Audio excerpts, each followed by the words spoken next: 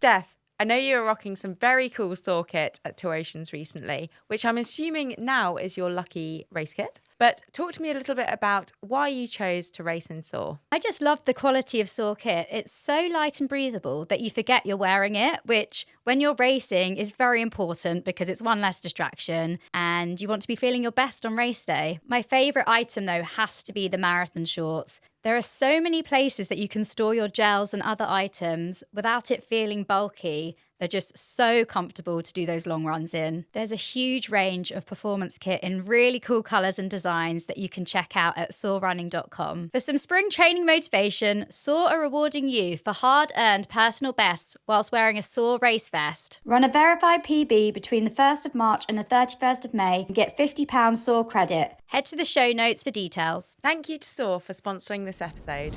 You know, I had a stress fracture in my right ankle for the last day of the Amazon Ultra, which was 82 kilometers. I couldn't really put pressure on my right foot, but it's one day. So you're not going to pull out with a day left. My brother, he passed away when he was 22 on Mount Everest. He was the youngest Brit to climb Mount Everest and he died on the way down. I find when I'm really depleted, exhausted, I feel a level of connection to him that I don't get in my kind of normal life. Very inspired by Russ Cook, the hardest geezer, and other people who've run across America, and I've always just been so drawn to these really long races, and I thought 30 days sounds manageable, so let's do a marathon a day every day in the desert, and here we are. Welcome back to 5 Miles Easy.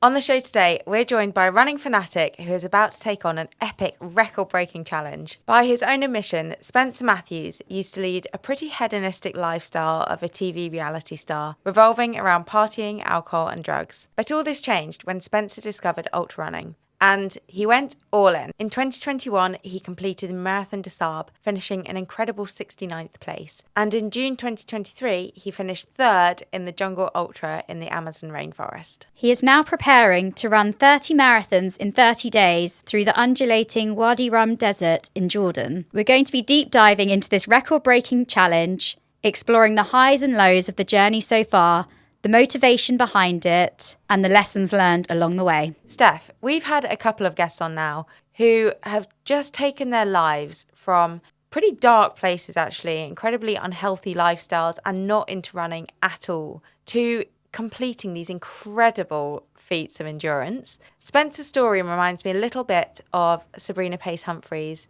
who also struggled with alcohol addiction and then went on to run Marathon des Sables and complete multiple other ultra events, but she just really turned her life around through running. And I think Spencer's story is pretty similar in that respect. Yeah, absolutely. And we've spoken about it before with Sabrina, how addiction can kind of move from one thing to another. So having an alcohol addiction and then the addiction moves to running, but actually the alcohol not being good for you and the running generally being quite a good thing for you. So actually being addicted to something isn't necessarily a bad thing. It just means you love it. So seeing the change in suddenly going from treating your body badly by drinking to excess to then achieving these incredible things through the ultra distance, it's just so transformative in what your body is actually capable of. Definitely. And with both of these stories, I think it was just about finding that one thing that stuck for them, that got them out of that process, and they found this incredible love for running. So I'm really interested to hear a bit more about how Spencer actually took that first step and how he developed this incredible passion for running, which I'm sure lots of our listeners will follow him, and you cannot help but just be infected by his total passion for it. Yeah, it's great. And I know that he doesn't always get to talk about running as much as he wants to. So hopefully we give him the opportunity today to just let him go off and chat as much as he wants to about running. Absolutely. Would you ever be tempted by doing something similar, a world record breaking challenge or just consecutive ultras? Yeah, you know what?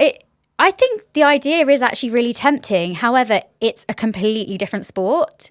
So it interests me, the idea, but also it's not the same as how we train right now to almost be the fastest we can over a certain distance. Even me having kind of moved into a bit of the ultra scene, it's a different type of ultra to these multi-day events where pace isn't a factor really. It's your mind and your body being able to withstand hours and hours and hours of just being on your feet. So yeah, I mean, never say never, but you'd have to completely shift your mindset and training. Yeah, I think you're right. And to be honest, I think that's one thing I'd really struggle with, just the length of time each day spent running and seeing, those mile splits go past so slowly. It is just such a different mindset. You just have to have a really different perspective on it all. Yes, absolutely. And I was lucky enough to meet another amazing ultra runner the other day, Sophie Power, who in a few days' time is going to be running the length of Ireland. And something she said,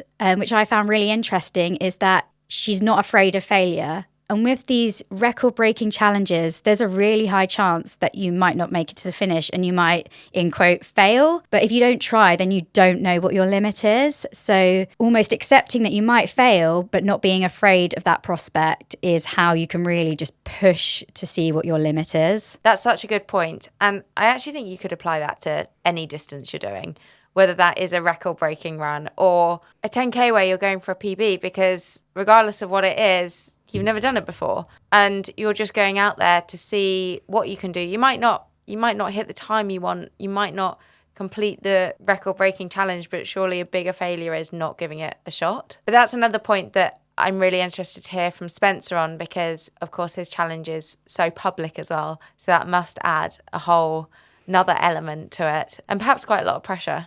Yeah, it'll be really interesting to hear how he's dealing with that pressure and some of the psychological elements that will come with the challenge. So shall we crack on with the show? Let's do it. Spencer, thank you so much for joining us for 5 Miles Easy. I bet you're just ecstatic to be able to talk about running for the next hour or so. But the first question that we ask all of our guests is, what is your why when it comes to running? I get an enormous amount of self kind of gratification from running. Like I love the progressive nature of it. It makes me feel great.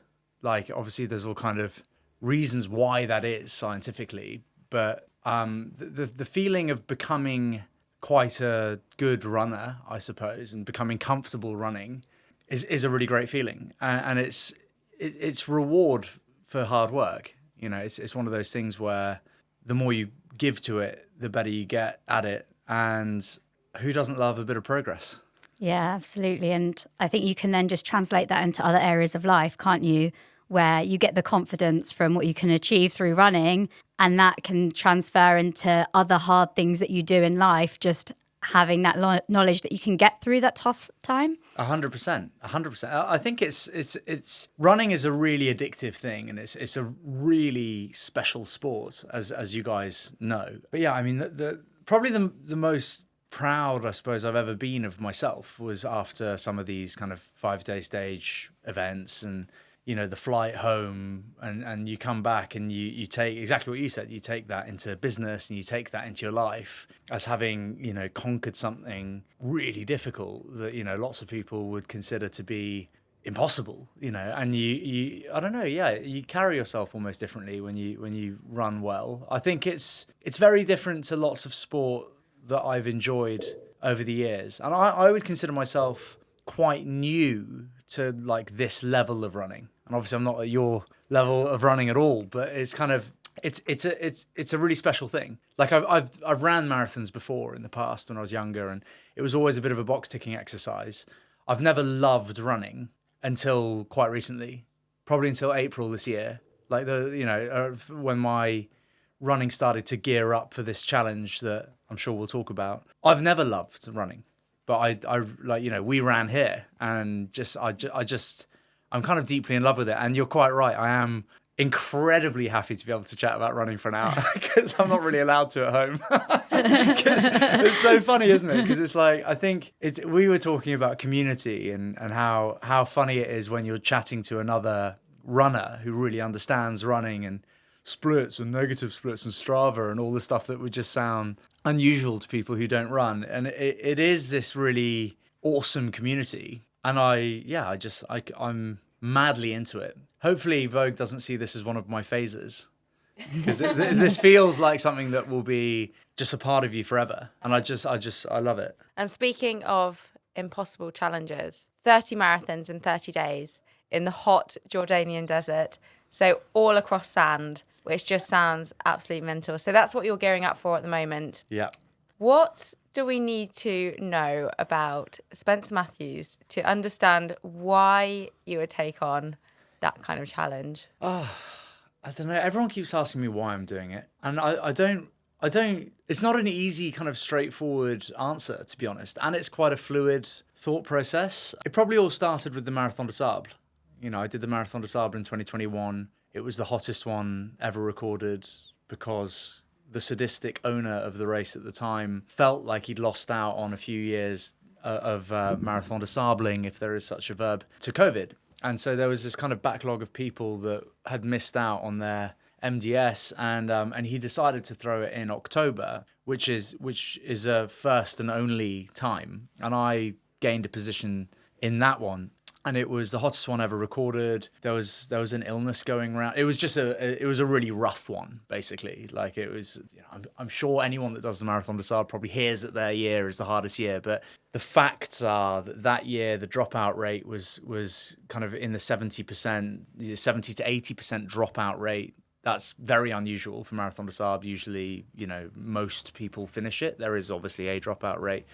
But, you know, it's a kind of slow and steady thing. But this one was quite violent. It killed somebody. Somebody else was rumoured to have died in hospital, having been helicoptered out, although, you know, there's no record of it. But that's what we were hearing around camp. So it was an experience that was unforgettable and really special. And I imagine that anyone listening to this probably is into their running. You don't have to be an elite level runner to do the Marathon des Sables. It's a slow mental grind just as much as it's physical, and it changed my life, really, for lack of not to be overly dramatic, but I'd come from a place of pretty extreme alcohol abuse, and, you know, I'd been excessively drinking, over drinking alcohol for my late teens, all of my 20s, all the way up to kind of my 30s. And on my kind of one of my last ever massive blowouts, I woke up the following morning and went, right,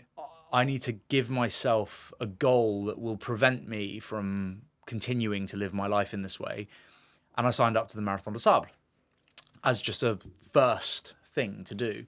And then every time I would kind of go to drink or anything, I would think to myself, God, if I don't take this seriously, like, you know, I'm not going to make it rounds. And obviously I told everyone that I was doing it. And so there was that kind of added pressure.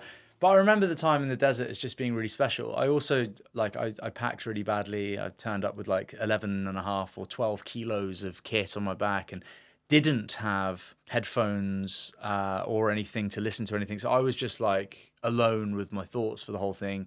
You're actually strangely on your own as well for lots of it. Like, you're not, you know, I think it's easy to assume you're in a big group.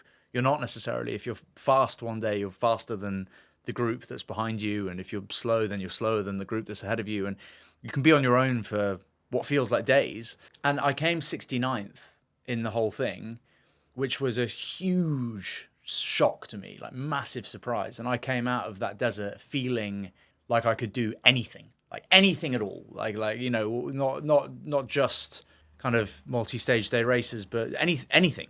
And it was quite transformative for me, that. And then I got the bug for that kind of thing and went to do the Ice Ultra in Arctic Sweden, which is the same thing, but minus 36 degrees. And I was very ill during it, and on the third day was pulled because I tested positive for COVID, which I can't tell you how irritating that was, because you're in the middle of nowhere. And you've gone through all the kind of training and then did the Amazon Ultra and came third in that. And then I kind of, sorry, this is a really long-winded answer to your question, but why the 30 and 30? Because I wanted to do something much bigger than these 3 ultras that had come before. And I was really comfortable in the desert. So I wanted to revisit the desert and do something that had never been done before. I've always loved the Guinness World Record book, even as a little kid, and have had a fascination with, like, almost subconsciously had a fascination with being a world record holder since being a child. Like I've always loved the idea of doing something that nobody's done before. And then the 30 days was just kind of what can I get away with, because I've got 3 young kids and and an amazing wife. And I thought, very inspired by Russ Cook, the hardest geezer, and other people who've ran across America. And, I've always just been so drawn to these really long races. And I thought 30 days sounds manageable. So let's do a marathon a day every day in the desert. And here we are. You said you didn't love running until this year. So with those previous challenges, what got you through doing those when it got hard? Was it just the pure grit? And you said, after you did Marathon des Sables, thinking you were capable of doing absolutely everything. Was it for that feeling, even though you didn't really love running itself? Yeah, I didn't belong in the Marathon des Sables at all. I was underprepared, overweight for that particular style of event. Everyone took it. Like, I can remember arriving and there were people in my bivouac, which is a weird name for a tent, who had snapped the stem off their toothbrushes to save weight. And I was just like, okay, I'm nowhere near this level of kind of like, I haven't given anything even close to that level of thought. And so people were taking it very, very, very seriously. And because of the heat, a lot of the elite athletes were knocked out because they were used to running a certain way. But because it was 10 degrees hotter than it was supposed to be, that became very problematic for lots of people. But it's my personal belief, and some people might disagree, that these 5-day things, you can kind of, your mental resilience, and if you're just naturally a bit of a gritty, determined, competitive person, you can pull yourself through that, regardless of what it throws at you, really, because it's 5 days. You get the first 2-3 days done. There's 2 days left. I had a stress fracture in my right ankle for the last day of the Amazon Ultra, which was 82 kilometers. I couldn't really put pressure on my right foot, but it's 1 day. So you're not going to pull out with a day left, So I hammered paracetamol and it really hurt, but I did the day, right? And I think what really attracts me to this 30 and 30 is if you don't, that you can't really cut any corners. And I kind of knew that I could do these ultras and cut corners. I know that I could do, I really hope I don't sound like an arrogant wanker. It's more of a confidence thing. I know that I can do a full Ironman on very little training. Like, I know that I can do a kind of 5-day ultra with kind of very little training.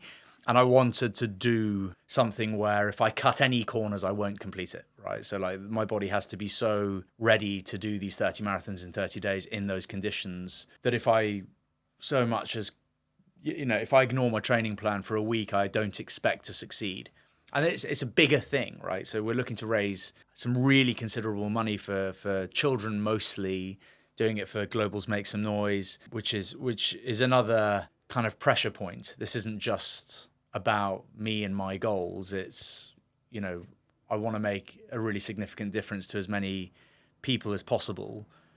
They support about 100 charities here in the UK. Homelessness, loneliness, bereavements, mental, physical health, mostly in kids. And I've met with some of the charities, and it's really incredible what they do. And some of them wouldn't be able to exist if it weren't for Global's Make Some Noise and looking to make a big difference. So there's that added layer of I can't approach this in a half-hearted way, because from a personal perspective, if I do 15 marathons and fail, I'll be distraught. I don't mind failure in general. I think failure is a part of growth, and it's almost impossible to succeed without failing. But I've been lucky in the past with these other ultras, because I could have easily failed in those, and I just happened to have pulled them off. Whereas this is a very important thing for me to succeed at. So what does that training plan look like? How are you preparing for it? Well, we went running the other day, didn't we? We did. Yeah. So lots of Ks, lots of miles. Really fortunate to be working with Chris Taylor, who I love. We've become very good friends very quickly. I'm sure you guys both know him. And he's great, and he writes me a plan every week. Currently, we're on about 120K a week. I was delighted to hear that next week is a little bit of a lighter week. a deload, if you will, because it is getting to the point where I'm having to consider loads of other things like nutrition, sleep, supplementation, bits and bobs, because I am feeling the effects of the mileage, which I haven't felt until quite recently, actually, because a lot of it's really good fun to me still, because I as of, in case you can't make out, I'm really obsessed with the running side of things, and I love it. Like, even when I have a day off, I find myself kind of itching to go running. But yeah, it's a lot of running. There's tempo runs in there, which, again, you're probably a fan of running, so you probably already know what that is, but just in case you don't, it's kind of, fast kilometers in a controlled environment with rest periods between the kilometers. Running slowly is a very important part of getting better at running, which is something I'm shit at. If I feel like I can go fast, I like to run fast. Like, as I witnessed the other day. well, we were supposed to run slowly, and then I actually just felt really embarrassed running with you, because like we started off quite slowly, and it felt to me like you were almost leaning back to kind of try and put like brakes on to run with me, and I like, was so up for an easy run. We'll run faster. No, we ended up doing this beautiful, was it 25k? 25k negative split at 420 average or something, which was lovely. Check it out on Strava. I know, yeah. Please check it out on Strava. No, but that for me was it really marked incredible progress for me, because running a single kilometer at a 420 min per kilometer split, like 8 weeks ago, I'm not sure I was doing that. For a single kilometer, we did 25 in a row. So, I think that's part of like why I find it so addictive, because you're rewarded for the time spent on your feet. Mm-hmm. It is. Once you can get into that flow state, there's just no feeling like it. Yeah. And I think for a lot of people getting into running, there is that first period that's really hard, because you don't get into that flow state. So every mile just feels tough and not particularly comfortable. But once you can get over the barrier and you're just floating along, you're right, it just feels so good. It's quite similar to jiu-jitsu in that way. So like I've encouraged probably everyone I know to roll. That means go to jiu-jitsu, and and it's really addictive as well. But there is a period, there's a good, like, for the first maybe 20 sessions, you've got no idea what's going on at all, and you feel useless, and it's quite demoralizing, because anyone that's done any jiu-jitsu is just tapping you and putting you in all kinds of chokes and stuff, because you simply don't understand how to defend yourself or even attack the person. You don't know what you're doing, and it's exactly the same. And then it suddenly gradually begins to click, and you start to feel really useful, and you start to harness this skill that is also very addictive. And it's the same with running. Like, I'll go running with some people and who don't run very often, and even going very slowly, you can hit, they find it hard to talk, they're breathing heavy, they're hot, they're cold, and then, their legs hurt and their hip hurts. And it's kind of like, that was me, like, really recently. And it's you do, like with all things in life, have to just push through that initial pain barrier to get anywhere. It's the same in business, it's the same with relationships. It's it's kind of, it's important to put in the work. It's not possible to just, that's another thing that I love about running. It's not possible to just be a good runner. You can have more natural gift and talent than the next person, but like, nobody that doesn't run can just go and run a sub 3 hour marathon. That doesn't exist, right? And it's the same in jiu-jitsu. You're never going to turn up and just tap some black belt without putting the time in. So it's kind of, I want to be a black belt runner, basically. It's time to thank our sponsor for this episode, Velo Forte. Now, as our listeners will know by now, we are both big fans of using the Velo Forte products in our training. And I have to say, Steph, I had a really hard session today, and all I could think about in those last couple of reps was having a malto shake at the end. The cold cinnamon and vanilla shake at the end of a hard session just hits differently. Oh, it tastes so good, doesn't it? I've been absolutely loving the energy chews. They're a great alternative to gels, and I've been using them on those longer runs, especially in my training for Two Oceans. They came in very handy, and they're so delicious. I love the apple and cinnamon flavour. And the best bit is, because Velo Forte uses only real food ingredients and nothing artificial, you can trust what you're putting in your body, and it digests so much better to synthetic alternatives. And you can understand every ingredient on the back, which is not always the case with these types of products. Thanks to Velo Forte for supporting this podcast. And if you would like 30% off the Veloforte products, head to veloforte.com and use the code 5miles at checkout.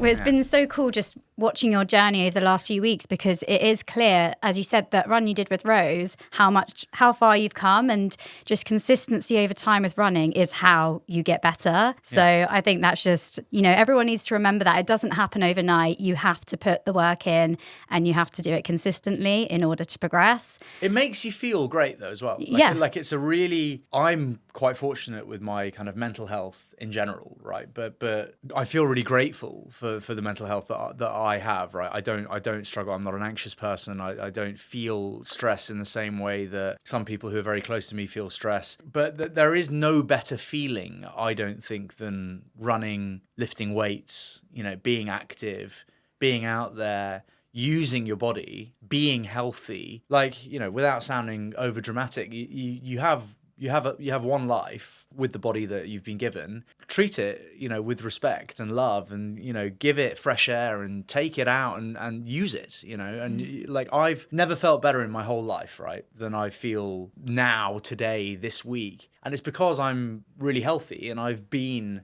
really unhealthy, right? I like when I spoke about my relationship with alcohol, it was nuclear. Like I could have died if I'd carried on drinking the way I was drinking. It was really unhealthy, drinking on my own, drinking straight spirits, like struggling to function towards the end. I functioned at a very high level with plenty of booze in me for a while, but it really started to catch up to me, and it was so unhealthy. Like now I noticed that we're wearing Aura rings.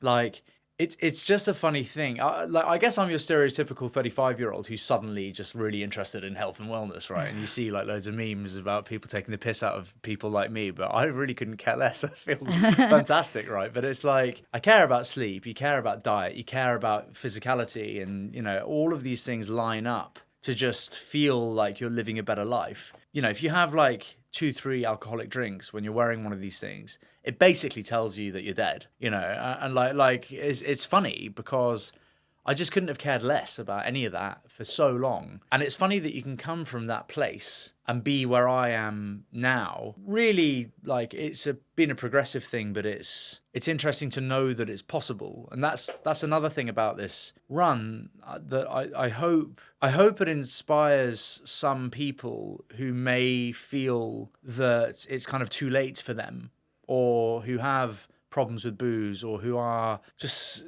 struggling to find a kind of path in life. If I can go from being where I was to running 30 marathons in 30 days in the desert and obtaining a world record, then honestly I think it's possible for anyone to do anything. I always used to look at people who did what I would consider to be really incredible things, and I was just so in awe of them, but it was almost unattainable. Like I'd look at people running across America, even my brother. I'd looked at my brother doing the Marathon des Sables when I was a raging alcoholic, and I was like, the fuck is he doing that? Like what is driving him to want to do 6 marathons in 5 days in the Sahara Desert? Like, how mad?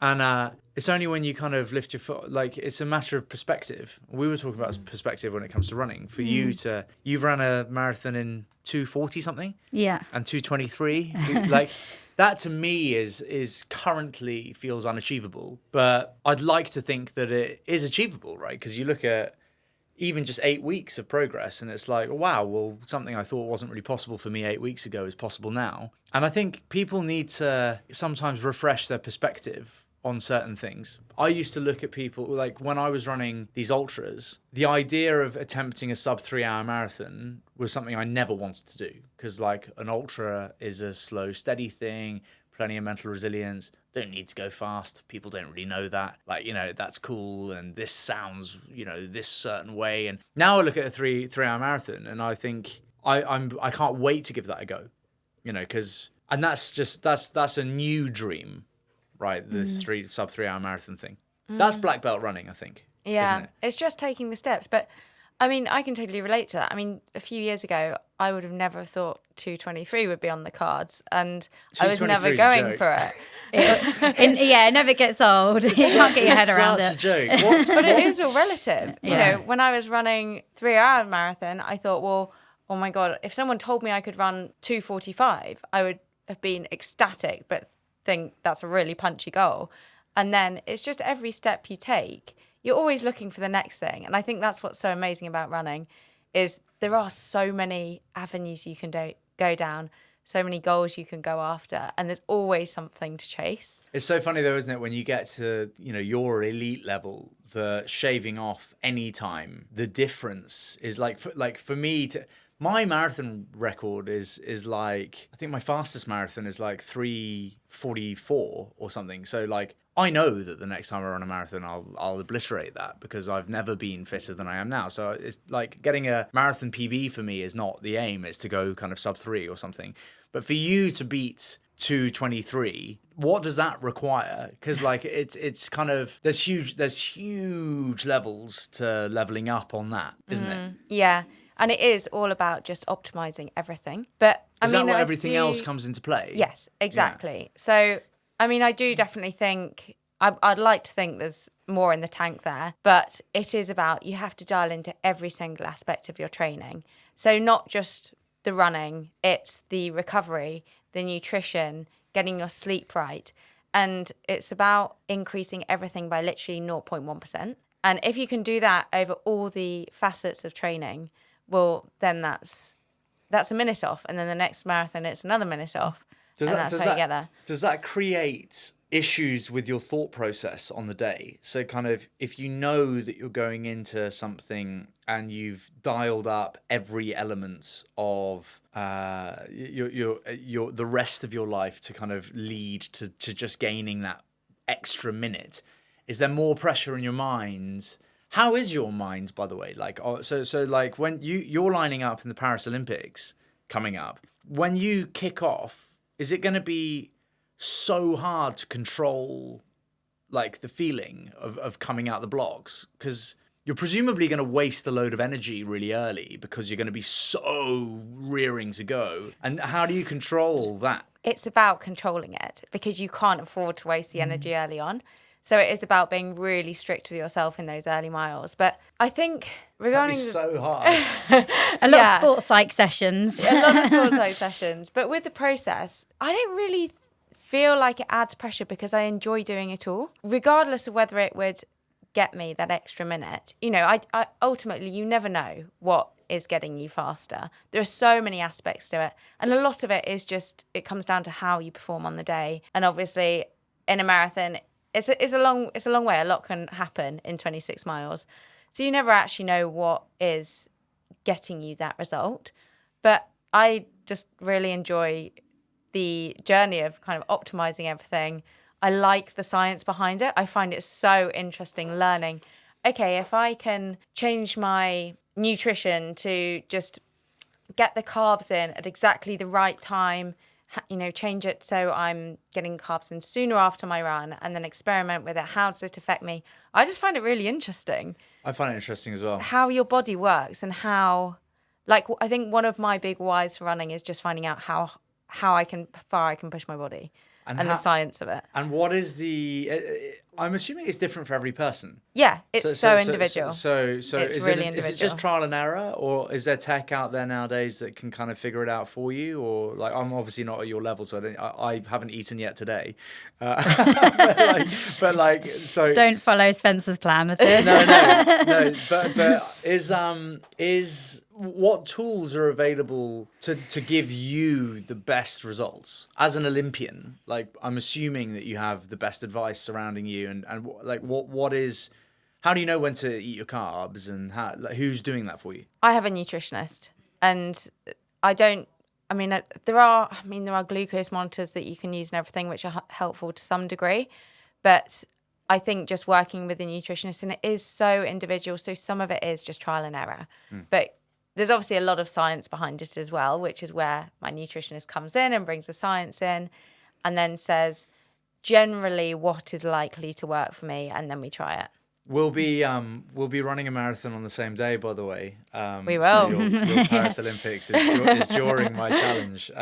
So when I'm complaining about the heat, I'm going to think of you in the desert and think I don't have anything to worry about here. I will be going significantly slower than you, so no worries there. But I actually can't wait I'm so excited for you. I think it's so cool, by the way. Like going from being like a lawyer to in a few years being an Olympic marathoner is so sick. Thank I you. love it. It is It's a so very cool story. Yeah. Isn't it cool? But it's really inspiring. Like your story really inspires me to kind of think that anything is possible. Same thing that I'm looking to do with the 1330. Like, but I think it's just I think it's really amazing. Kind of just how obviously naturally gifted you are at running, but just putting in that time and effort to get to where you are as quickly as you have is really amazing. I do think you're so right, though. It's just about there are no shortcuts. You've got to put the work in, but anything is possible, and you don't know until you try.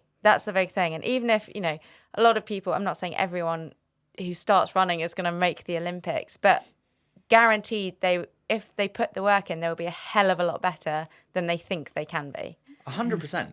Yeah. Like, and it is chipping away at those what's possible. And I love what you said earlier about there being so many different goals, because there's so many different distances and so many different times, and it'll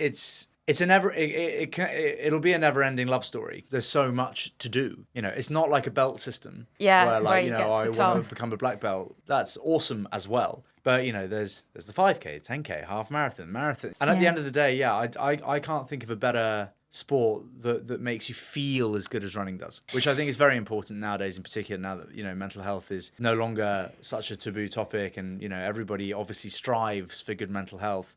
If you're listening to this and you don't run, I personally can't think of a better thing to start. What about the heat when it comes to your challenge? Because it's going to be very hot in the desert.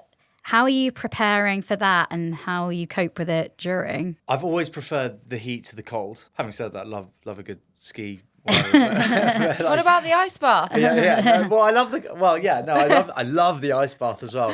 No, I mean for training. So kind of, I will get more out of a really hot run than running when it's really cold. Coming back to the Marathon des Sables, I people really struggled with the heat. I loved it. Like, it was one of my favorite things about it was that it was piping hot.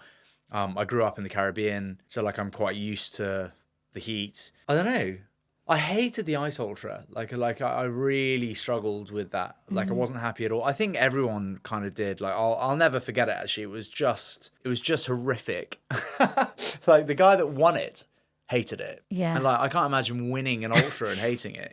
Like it was. I remember it on the second day or something. We had quite a lot of incline. I think there was a couple of 1,000 meters of incline, and I took my phone out. I took my glove off to take a selfie at the top of this hill, and like, my hand didn't recover for the whole day. Like, it felt like it was going to fall off. It was minus 30 something, and it just sucked. And I can remember thinking, like, I hate this. Whereas like in the desert, I think I'm more of a desert dweller Okay. than anything else. But we'll do what we can to control it as well. We'll probably start marathons really early in the morning. I don't want to do them all under the cover of darkness, but I might run some at night. We'll see. Like, in a 24-hour period, I need to cover a marathon. I think I've got 6.5 hours to cover the marathon, with an additional kind of little window if I need to dress injury, or if I need attention from the physio or the doctor.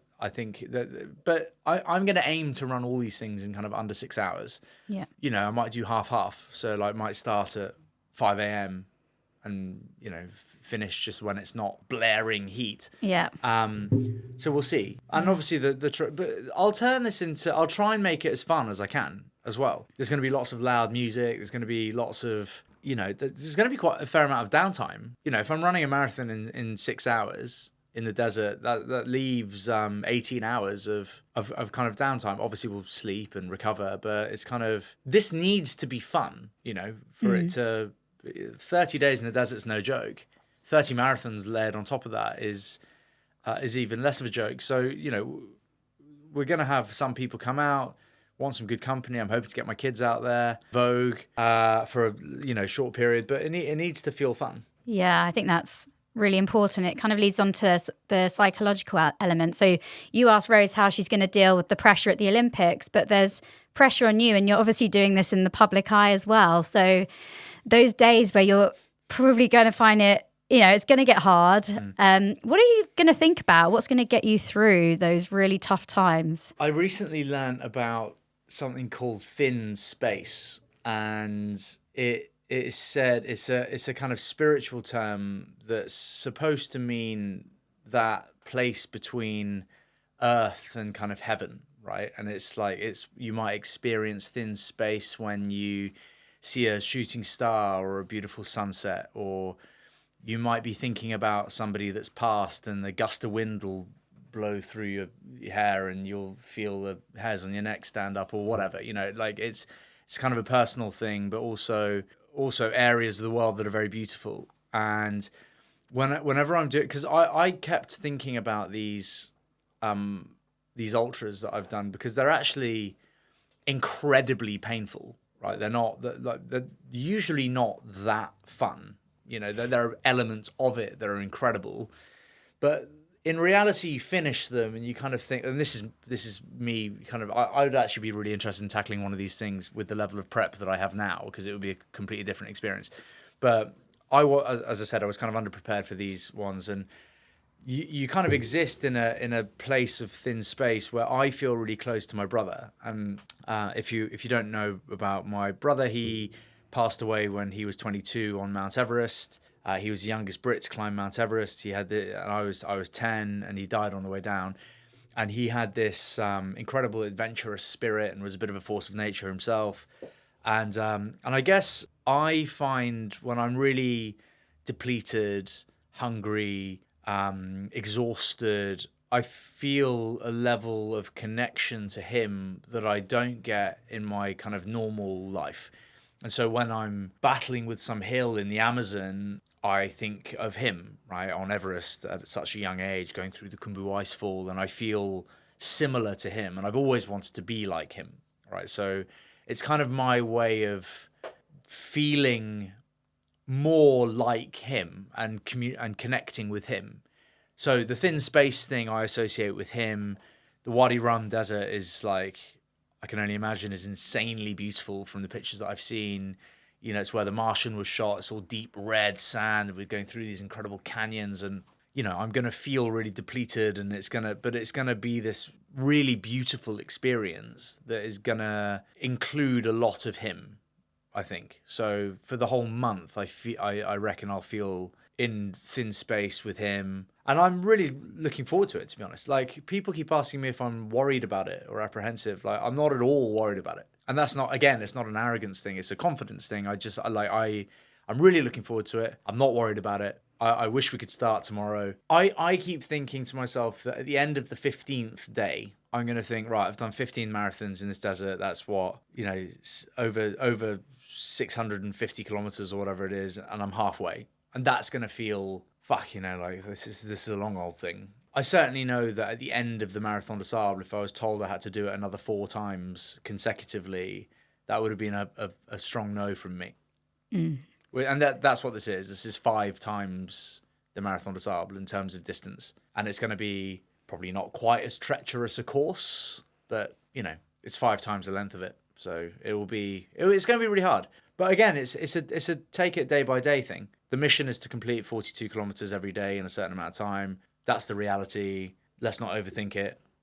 Lace up and just get on with it. And we'll tackle any serious problems at the time. And going back to the reward thing, without stating the obvious, but if it wasn't an incredibly hard challenge, you wouldn't get that huge reward that you will when you cross that finish line on the last day.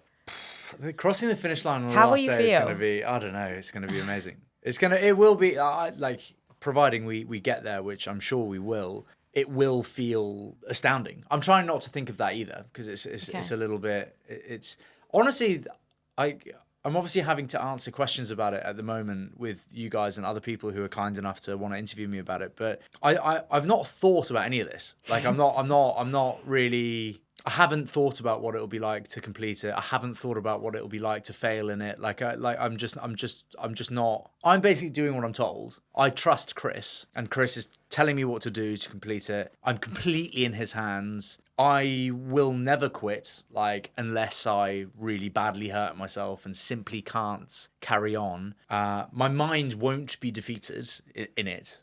like, but you know, my body might, because I've never done something like this before. Well, this long, but I'm giving myself every option for that not to be the case, you know, and providing I trust Chris, basically. You know, Chris told me if I stick to my training plan, I'll be fine. So that's what I'm doing. it's I think it'll be good. But again, yeah, I'm thinking about it more now than I have before because you're asking me about it. But like, I don't walk around kind of thinking about it. Yeah, I quite like that relaxed attitude to it as well, because then I think you're just going to approach each day as it comes rather than dwelling on the whole challenge. You know, day one, running a marathon thinking, I've got 29 after this. Yeah. I think if you go into it overthinking it, it's going to be a really hard thing to wrap your head around. So I'm just going to take every day as it comes. I know that I'm going to have to do a lot of running. Simple as that. Yeah, that's about it. And what about afterwards? I mean, you'll have completed this incredible challenge, which is, I know you're not thinking about it a lot at the moment, but you know, it's such a big focus for you. But where do you see running taking you? I really don't know. I'd love to run a sub 3 afterwards, just as a kind of just to use this training block for something, you know, for another goal as well as the main goal.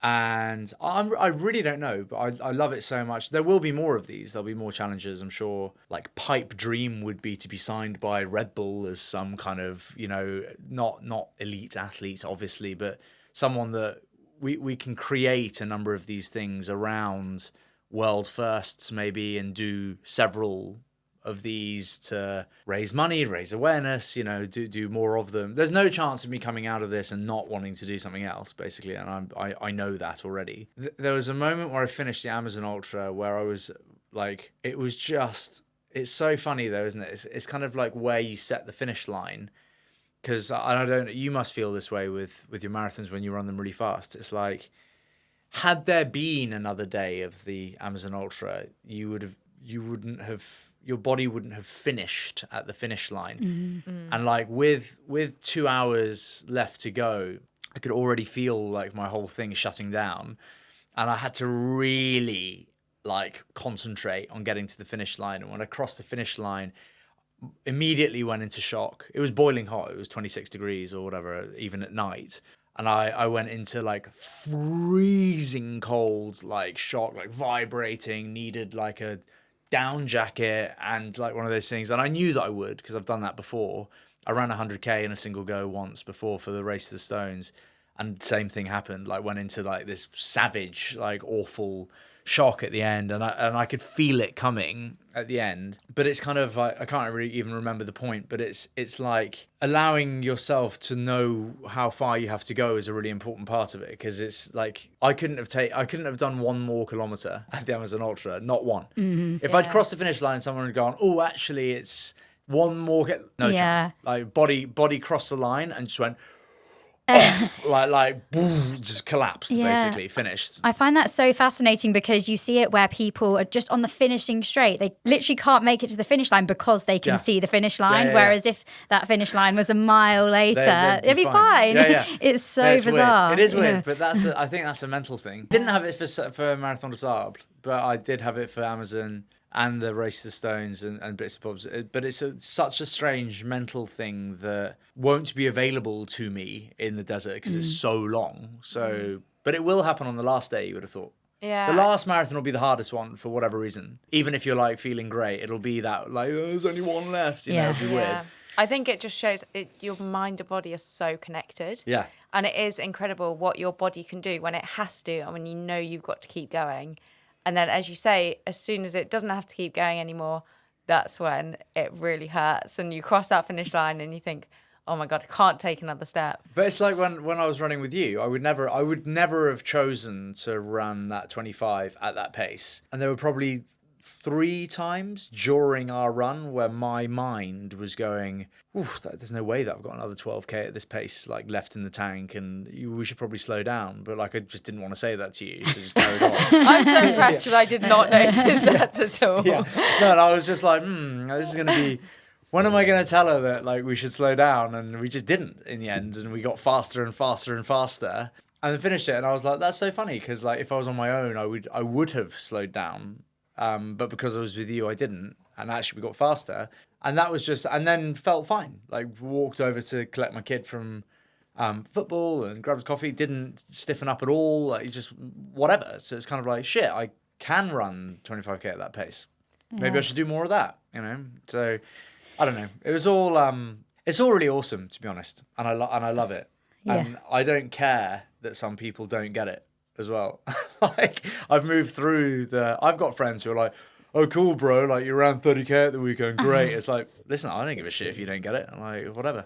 Yeah, I mean, you're not going to be interested in everyone else's hobbies, so... No, but it is, it's something that, like, I usually, when I get really hooked into something, try and, like, take a bunch of people with me into it. And I just think you can't kind of force running on people, I don't think. And also, it's a really personal, it's a strangely personal thing, running, I think. Yeah, I definitely agree. How can people find out more about the challenge and donate to Global's Make Some Noise? They can go to my Instagram at Spencer Matthews. There's a link in my bio that will give you all of the information about the race and the cause. And you can donate directly on that link. You can go to makesomenoise.com. I think it's /Spencer-Matthew, but I don't think you actually need to do that. Just makesomenoise.com. I think it's bang on there. And yeah, we're on Heart Radio a fair amount. But yeah, there's also feel free to DM me about the event. I'll send you a link if you want to donate. But yeah, it is there in my bio. And follow along on Strava.